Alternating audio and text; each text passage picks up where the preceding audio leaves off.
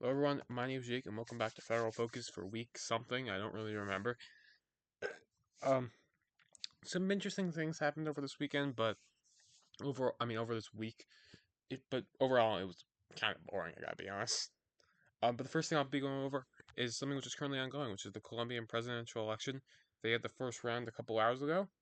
And as usual for Colombian elections, is between a far right and a far left candidate. I know, big surprise.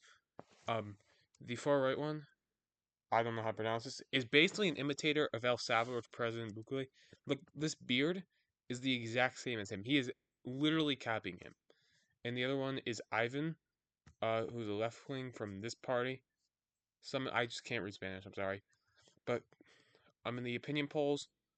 He Esperado was not winning, but luckily there's a second round for him, which means the top two would go to it. So it was still looking pretty good for him because there's a lot of center right candidates. So he would have probably got a lot of their support. Important thing to know in South America is the recent right wing trend there. They have different right wing, left wing trends for over like which happen every couple decades, I guess. We're in a right wing run now, so that's an important thing to note. And as you can see, he pulled out an upset in the first round, which means he is the heavy favorite. So you can see in the first round he's projected to not make it, but he is now projected in the second round, which will be held sometime in June. 80% chance is not loading, but he's heavy favorite for the actual presidential election, which is important to know for the U.S. because he will probably get along better with Trump. And part of the reason of this is just because of crime. A lot of these left wing leaders are accused of cozying up to the crime for corrupt deals, and it's probably true. And they turn to him, and it's just very interesting to see. I think this was a high turnout election, but I could be wrong, but it's an important thing to know. And second is gas prices, but this is actually good news because gas prices have dropped 20 cents in the last 2 weeks. I know, kind of not really huge, but it's something to note because gas prices and oil prices have been going down recently. They were at 450 recently and now at 430. I recently saw the first drop in maybe 2 months. So maybe this can continue.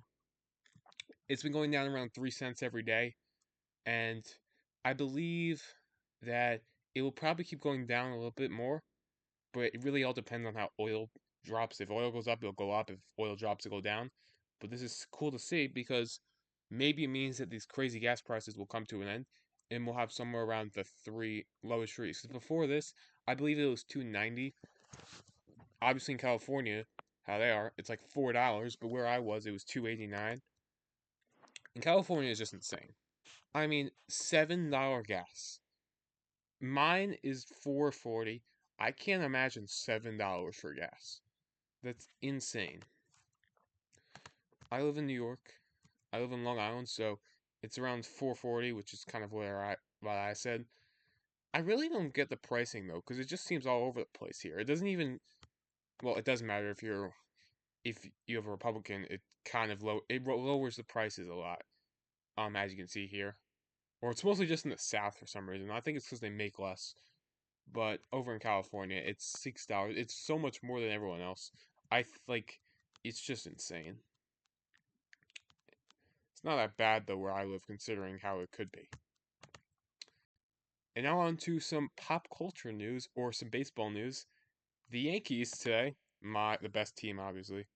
I'm a diehard Yankee fan, if you couldn't tell. We were down 3-0 in the first. Then we proceed to score 13 runs in an inning. The most we've scored, I think, since 1920. Almost broke a record for our most runs scored. 10 runs scored without an out. That is insane. We didn't have a hit the rest of the game. We had 11 hits and 13 runs at the third inning. No other hits. Notably, had no home runs. I'm mentioning this because I was watching the game, and the inning lasted for 40 minutes. And they had to put in 3 pitches. They threw 75 pitches. It was just absolutely absurd. It felt like it was never going to end. Everything was dropping. The sun was on our side for once. But I will go to it over here. Okay, so this is the whole inning. Single, stall of second, walk, bases loaded. Single from Goldschmidt on a play which, let's be honest, that should have been at least one out. A double from my goat, Benjamin Banger Rices. Aaron Judge got lucky on a single. Another single by Bellinger, bases loaded. Walk by Caballero. Single from Grisham. Single from Volpe. Double from Max Schumann, who currently is the highest OPS in players more than 20 at bats. Walk from Wells. And then Goldschmidt just decides to strike out for some reason. Then we got Ben Rice triple. Again, the GOAT. Strikeout, single, single, and finally fly out. It was just absolutely absurd. And I guess we'll go into some more sports news. The New York Knickerbockers have made the NBA Finals. They completely destroyed the Cavaliers once again, and they will be facing the Thunder.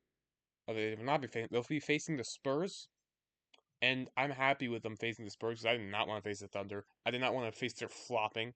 But the Knicks have their best chance in 25 years to win their first finals since 1972 or something. It's amazing. And I will be watching this. And the last but not least is the main elections. Now, I'm just covering this because there was some news, there's some even more scandals releasing from Plattner. It's more of the same of what it's been. I don't think these scandals are hurting him. As you can see, he's up 7 in the polls, which normally in a state would be devastating for the incumbent. However, this is not an ordinary state, and as you can see, Susan Collins was down 6 points anyways in 2020, and she decided to win in a landslide by 8 points. So she overperformed Foley by 16 points. This isn't the first time that happened. This is a notable thing which just keeps on happening. In, for example, 2014, she was polling at around 60%. Of course, this was the Republican wave, and she got 70%. In 2020, notably not a Republican wave, she still overperformed. So I think she's still projected to win. The odds don't look great for her, but I trust Susan Collins. I trust her. Okay? I think she's going to win. So the polls don't matter one bit for this. They are going to be wildly off in one direction because Maine is a weird state. It's very rural. Susan Collins, some reason, is the electoral college god. It's absolutely insane how she manages to do this. But thank you everyone for watching. I had a great yesterday at prom. It's pretty fun. Thank you guys for watching.